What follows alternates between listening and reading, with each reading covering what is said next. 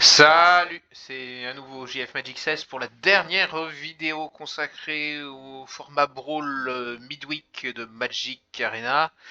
Donc là on arrive au quatrième et dernier deck avec Joda l'Unificateur.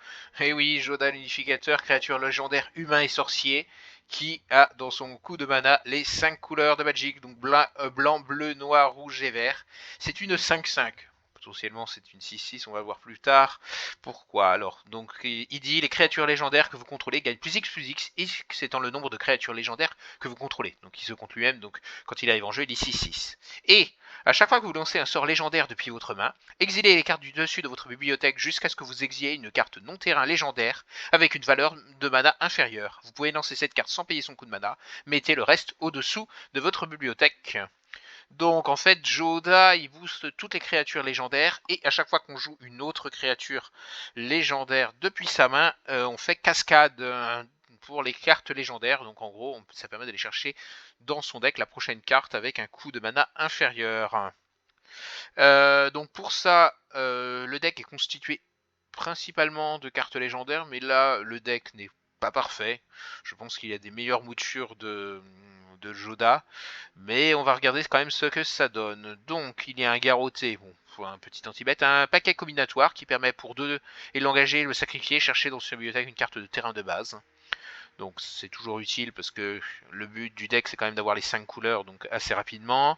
Un petit anti-bête avec le domaine, car effectivement là vous allez jouer 5 couleurs, donc le domaine s'implique bien, donc ça vous donne l'artillerie qui permet de faire 1 dégâts plus X, X étant la valeur de domaine, donc domaine c'est la capacité qui compte le nombre de types de terrain de base, sachant que les triomes, donc Tour de Raffine, Barque de Xander, etc., ont les 3 types de terrain. Donc là, par exemple, la seule recrutement de Ziatora est à la fois un marais, une montagne et une forêt, donc elle compte pour 3. Donc la salle d'artillerie peut faire jusqu'à 6 dégâts à une créature engagée ciblée. Gorogoro, qui est une créature légendaire de 2 pour 2, qui pour un rouge donne la célérité à tout son board, et qui pour 5 crée un jeton de créature 5/5 rouge, noir et esprit avec le vol, que si on a une créature modifiée attaquante. Donc pour être modifiée, il faut que la créature soit enchantée, équipée, ou a des marqueurs dessus. Nous avons le Magareur no Shiba, donc qui est piétinement, étoile 3, 3, l'étoile étant votre niveau de domaine, donc généralement elle peut devenir très grosse, ça peut être jusqu'à 5-3 piétinement pour 2. Le mur de Vigne Florifère qui permet d'aller chercher une carte de terrain avec un type de terrain de base parmi les 6 cartes. Attention, elle ne va pas chercher un terrain de base, elle va chercher une carte qui a un type de terrain de base, donc elle peut aller chercher un triome directement. Shigeki, qui est une légendaire 1-3 pour 2, qui permet de payer 2 et de le renvoyer pour aller chercher des terrains dans les 4 premières cartes de son deck, ou qui a une capacité de transfert de XX de vert pour renvoyer dans votre main X cartes non légendaires depuis votre cimetière, sachant que là on joue beaucoup de cartes légendaires, sa capacité est quand même beaucoup moins forte. La taxidermiste recluse, qui ajoute un mana de la couleur de son choix et qui est boosté s'il y a 4 créatures dans son cimetière. Dorothea, victime vengeresse pour 2 mana, c'est une 4/4 vol, et quand elle attaque ou bloque, on la sacrifie à la fin du combat, et qui a la perturbation. Et la perturbation dit est un enchantement de créature. À chaque fois que la créature enchantée est engagée et attaquante, on crée un jeton de 4/4 blanche avec le vol qui est attaquante et qui est sacrifié à la fin du tour. Voilà, un petit cachet d'ésotérisme pour fixer la mana, un petit squee, donc une 2/2 légendaire pour 3 qui peut revenir du cimetière, le traité de brise en graines qui permet d'aller chercher notamment sur le premier effet à la lecture rapide, mais là le premier effet est quand même très intéressant d'aller chercher un terrain de base. Puis après, elle fait des saprobiontes et du boost. La veuve verte de l'Anovlar, une créature araignée 4/3 piétinement portée. Donc pour 3, c'est quand même une 4/3 portée piétinement. Et pour le domaine 7 et un vert, qui permet d'être joué depuis le cimetière, et le coût est réduit de 1 par niveau de domaine. Le piétineur taupière, une 4/4 pour 3 vigilance, et quand elle arrive sur le champ de bataille, on va aller chercher un terrain de base, qui ne peut attaquer ni bloquer à moins que l'on contrôle au moins 7 terrains, mais elle permet de fixer la mana. Le vieux Rothstein, créature légendaire qui permet de meuler les cartes pour avoir des jetons trésors si on meule des terrains, des 1/1 insectes si on meule des créatures, et des jetons sang si on meule des autres cartes. La Grillapie, une 2/3 pour 3, Et quand elle arrive sur le champ de bataille, on exile n'importe quel nombre d'autres créatures ciblées contrôlées par des joueurs différents jusqu'à ce que l'Agrella quitte le champ de bataille. Quand une carte exilée arrive sur le champ de bataille sous votre contrôle de cette manière, mettez 2 marqueurs +1/+1 sur elle. Donc en gros, quand elle arrive en jeu, elle va exiler une créature de l'adversaire. Vous pouvez également exiler une carte de créature chez vous, et si la grille est gérée, eh bien votre créature reviendra avec 2 marqueurs +1/+1. La créature de l'adversaire également. Kyodai, âme de Kamigawa pour 4, c'est une 3-3 vol flash. Quand elle arrive sur le champ de bataille, un autre permanent ciblé acquiert l'indestructible tant qu'on contrôle Kyodai, et pour 5 mana, elle gagne +5/+5. 5 mana avec toutes les couleurs du pentacle. Le chaman Rushker, qui permet d'aller chercher des terrains. Le sondage du cartographe, qui permet également d'aller chercher d'autres terrains. Arline, qui est une Planeswalker, qui permet de faire des loups sur sa face diurne, ou de mettre des marqueurs +1/+1 et donner le flash aux créatures qu'on veut. Sur sa face diurne, elle fait du mana, et elle peut devenir une 5/5 loup-galou piétinement célérité. Rada, donc Rada pour 4, il est 3-3 avec le domaine. À chaque fois qu'il devient engagé, une autre créature ciblée que vous contrôlez gagne +X/+X jusqu'à la fin du tour. X étant le nombre de types de terrains de base parmi les terrains que vous contrôlez. Donc elle peut donner un +5/+5. Rulik Mons, chef de guerre terrier. Alors attention, il y a beaucoup de mana vert dans le deck. Qui est une 3-3 menace. Et à chaque fois que attaque, regardez la carte du dessus de votre bibliothèque. Si c'est une carte de terrain, vous pouvez la mettre sur le champ de bataille engagé. Si vous ne mettez pas un terrain de cette manière, on crée un jeton Gobelin 1-1. Naël, qui est une 2-4 pour 4 vol, et à chaque fois qu'elle inflige des blessures de combat à un joueur, on regarde X cartes du dessus de votre bibliothèque, X étant le domaine, mais donc on peut en mettre une au-dessus de la bibliothèque et le reste en dessous dans un ordre aléatoire. Puis, s'il y a 5 types de terrains de base parmi les terrains que vous contrôlez, elle permet de piocher des cartes. Le Sphinx des cieux limés, vol parade 2, 5/5 pour 5. C'est énorme, 5/5 pour 5 vol parade 2. Rien que déjà, ça c'est une très bonne statistique. Elle a en plus le domaine, et à chaque fois qu'il inflige des blessures de combat à un joueur, on révèle les X cartes du dessus de votre bibliothèque, X étant le nombre de types de terrains de base parmi les terrains que vous contrôlez. L'adversaire sépare ses cartes en 2 tas, et on met un tas dans sa main et l'autre dans le cimetière. Donc, si vous avez le domaine, elle fait un Factor Fiction. Donc fait aux fictions pour ceux qui connaissent. Vren et Seven, qui permet de mettre des jetons Sylvain XX portée, X étant la force et l'endurance de cette créature, égale au nombre de terrains que vous contrôlez. Zar Ojanen, Sion Defravar, qui est 4/4 avec la capacité de domaine. Donc quand il devient engagé, on met un marqueur +1/+1 sur chaque créature que vous contrôlez avec une endurance inférieure à votre niveau de domaine. Le Codex de Joda, qui pour 5 arrive en jeu, et pour 5 est l'engagé. Le 5 étant réduit par la capacité de domaine. Donc si vous avez les 5 types de terrain, ça coûte 0 juste l'engagé pour piocher une carte. Emprisonnement, qui permet pour donc 6 mana, ce coût étant réduit de 1 par la capacité de domaine, d'exiler un permanent non-terrain ciblé en flash, c'est très fort. L'île de Bruyère, qui est une grosse créature, hein, mais qui n'est pas légendaire. Le Bortuk Obressel, et donc quand il arrive en jeu sur le champ de bataille avec le domaine, on choisit une carte de créature ciblée dans son cimetière, on renvoie cette créature sur le champ de bataille si sa valeur de mana est inférieure au domaine, et sinon elle la met dans sa main. La guerre des Camilles pour 6 mana, dont un de chaque couleur. Pour le premier effet, on exile un permanent non-terrain ciblé qu'un adversaire contrôle. On peut renvoyer jusqu'à une autre permanent non-terrain ciblé dans la main de son propriétaire, puis chaque adversaire se défausse d'une carte. Et le troisième effet, on l'exile et on met un gros vol 6/6 piétinement. Et quand il attaque, le joueur défenseur choisit une carte non-terrain dans son cimetière et on renvoie cette carte dans votre main. Et Okagashi révélé gagne +X/+0, X étant la valeur de mana de cette carte. Migration de troupeau, qui permet de faire des jetons 3/3 en fonction du valeur de domaine et qui permet d'aller ramper en la défaussant. Et le séjour de l'avenue Maya, qui coûte 8 et 1 de moins pour chaque type de terrain de domaine. Donc le deck, il est plus 5 couleurs domaine que Joda, parce qu'il y a quand même très peu de créatures légendaires. Je pense qu'un meilleur deck serait de jouer beaucoup plus de légendaires pour aller rapidement, une fois que Joda est en jeu, jouer tout son deck. Au niveau de la mana base, donc ils ont mis tous les petits bilans qui arrivent engagés, ça c'est très bien. parce que bon voilà, ils ont de capacités. Tous les Triland, qui sont donc très forts dans le deck. En plus, quelques tuteurs comme la cour des Cabareti, étendue sauvage en évolution.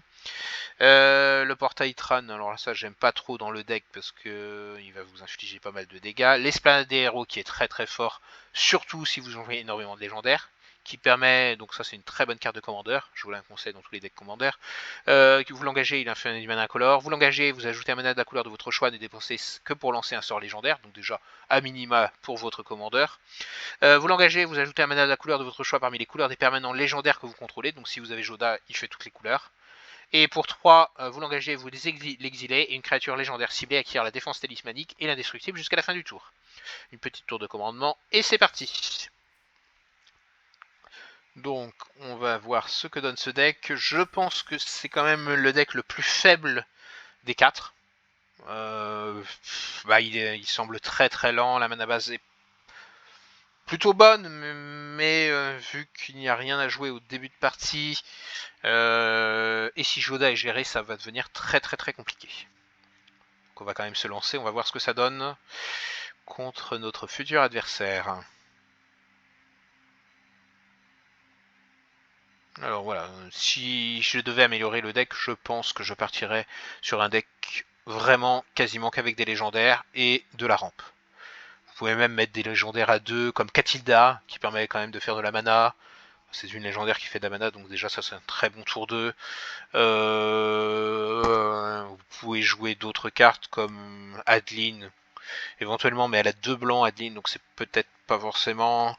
Et privilégier des légendaires qui ont très peu de double mana coloré, parce que là la base de mana elle est vraiment greedy. Ça reste un deck 5 couleurs. Si vous n'avez pas votre Island, ça va devenir compliqué. Ah, ça y est, un joueur se présente à nous et nous avons le plaisir de jouer contre Fidor. Fidor qui est un avatar avec Ugin, gros dragon. Alors nous avons le portail Tran qui va nous pinguer, mais bon, quand même, on a tour de commandement, cachet des autorismes, le traité. On a quand même une bonne. Ah bah, on joue un mirror. Donc on va voir qui est le plus fort. Donc le portail Tran, le défaut c'est qu'il arrive engagé si vous contrôlez plus que 2 terrains. Donc pensez bien le jouer au tour 3 pour pouvoir en profiter un maximum. Bon, j'ai joué le meilleur tour impossible avec tour de commandement. Un Triland c'est pas mal, hein, un Triland qui arrive taper aussi. Donc j'ai le choix entre le cachet des autorismes et le taxidermiste recluse. Je vais toujours préférer le cachet car un cachet a plus de chances de rester en jeu. Et puis il me fixe mieux ma mana. Bon, il fait 5 couleurs pareil, les deux font les 5 couleurs, mais le taxidermiste peut prendre un anti-bet, ce qui serait dommage quand même de perdre son avantage, sachant qu'au tour prochain je vais pouvoir jouer le traité. Donc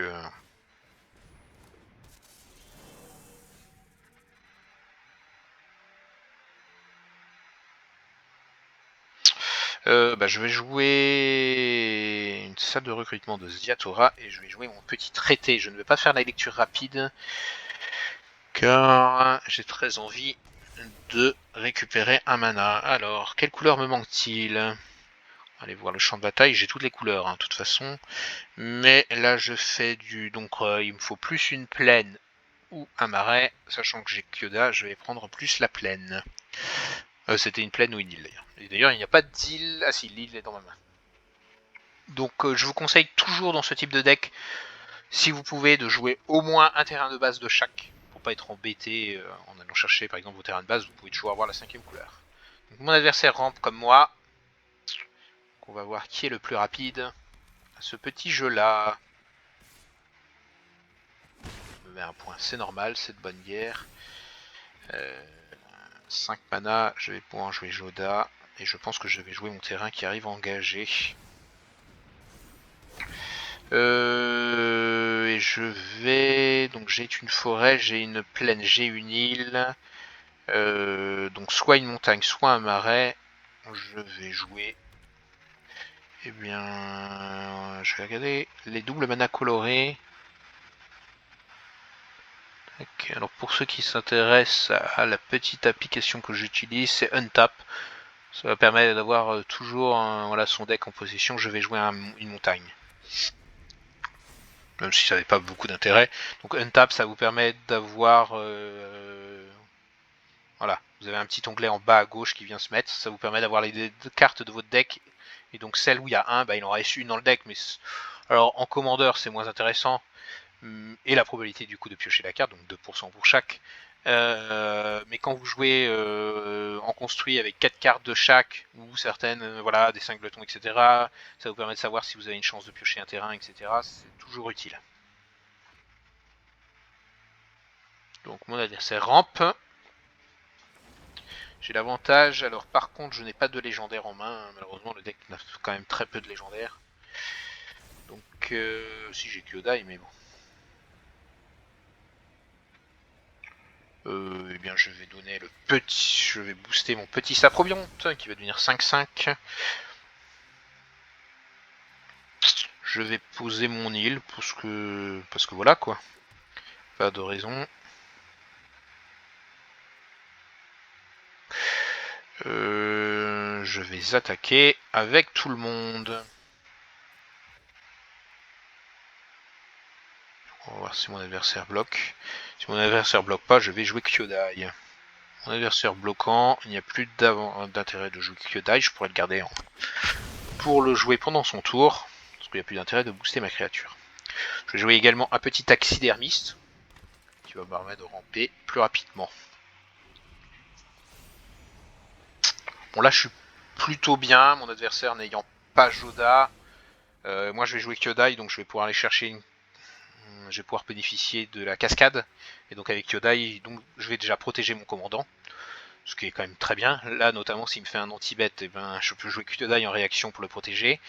Et surtout, donc je vais pouvoir utiliser la cascade, donc je vais pouvoir récupérer une créature légendaire, une carte légendaire qui coûte 3, ou 2 ou 3 dans le deck. Mon adversaire joue également Joda, qui est 7-7.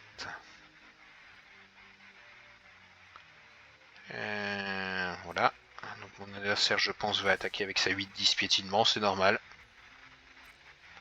Je ne vais pas bloquer. Et je vais prendre bien sagement mes petits 8 points de dégâts. Alors, en fin de tour, je vais jouer du coup Kyodai en protégeant Joda.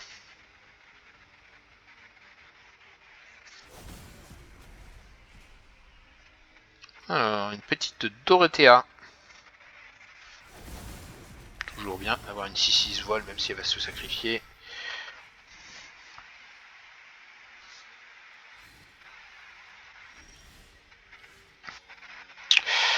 Alors,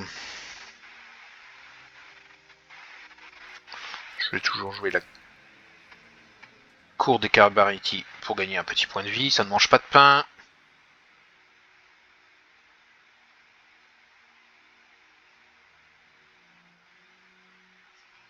L'adversaire réfléchit à ce qu'il peut jouer pour 2 mana. Sur une 8-8, ça me paraît compliqué.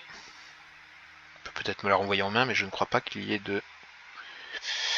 je vais aller chercher une montagne, car... non, j'ai déjà type de montagne, avec la salle de recrutement de Ziatora. Donc je vais aller chercher un second mana vert. Voilà. Je pense que je vais faire une belle phase de sauce. Vu que je peux profiter de Joda. L'adversaire réfléchit. Donc là j'ai 2 volants, donc j'ai 13 points en volant déjà. Et mon adversaire va être obligé de bloquer Joda.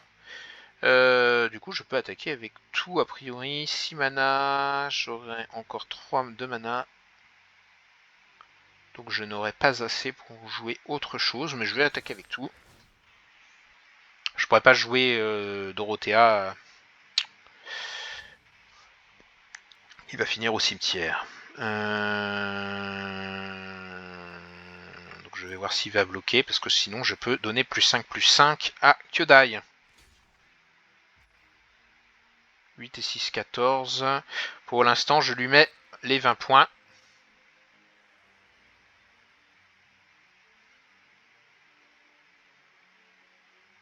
Donc on va voir si mon adversaire a des effets. Sachant que je peux toujours booster Kyodai s'il y a besoin. Et si j'en ai pas besoin, je jouerai une hydre.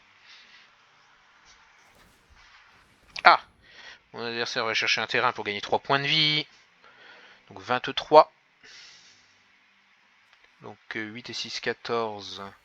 21, 22.